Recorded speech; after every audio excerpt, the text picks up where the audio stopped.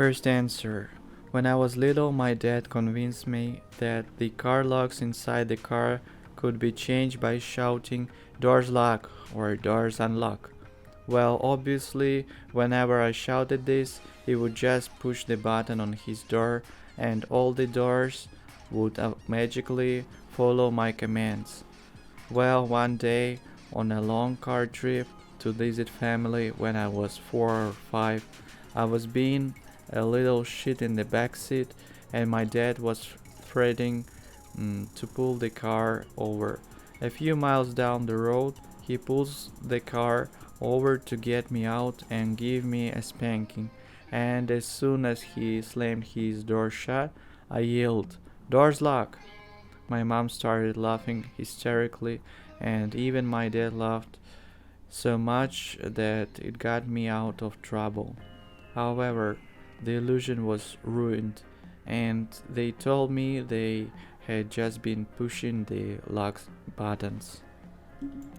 Second answer. Years ago, I was surfing the internet late at night with my fiance's bro sitting at the desk next to me. We were watching stupid videos on YouTube. When out of the corner of my eye, I see a can of soda move across the desk.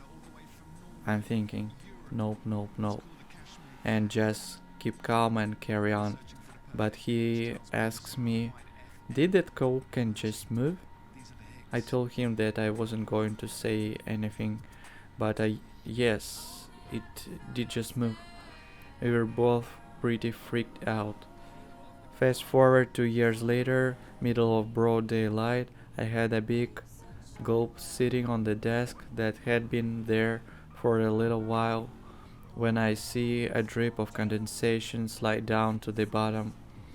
The big gulp then moves an inch or two.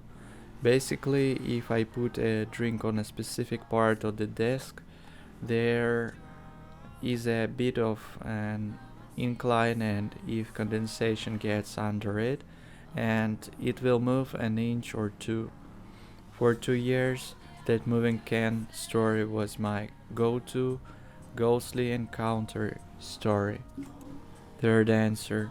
My roommate and I lived in this two-story building that had an internal balcony that looked like it shouldn't be able to stay up. When we moved in, there was a crack on the ceiling of the ground floor just below the balcony that extended around 50 centimeters towards the lounge. Over the year, this crack propagated and got noticeably larger to the point that we started moving heavy items away from the top floor. After a year, the crack was huge, ran the entire length of the room, and looked seriously dangerous. Turns out it was my flatmate being a prick and drawing an ever larger crack each week, and only told me many years later. Fourth answer. When I was much younger, my father would tell me stories before I went to bed. They were always stories about two guys named Andy and Pan who went on these awesome adventures together. I loved these stories and used to beg him to tell me them. He never read from a book, and all the stories were original, which amazed me. It wasn't until about a year ago when I put two and two together. My dad's name is Randy, and my band, Andy and Pan, makes these stories all that more special. Fifth answer. One time when I was about 7 years old, I heard a weird, high, whispery voice saying things that I couldn't quite understand while I was trying to sleep at night with a cold. And it frightened me a lot, and the more panicked I got about it, the louder it got.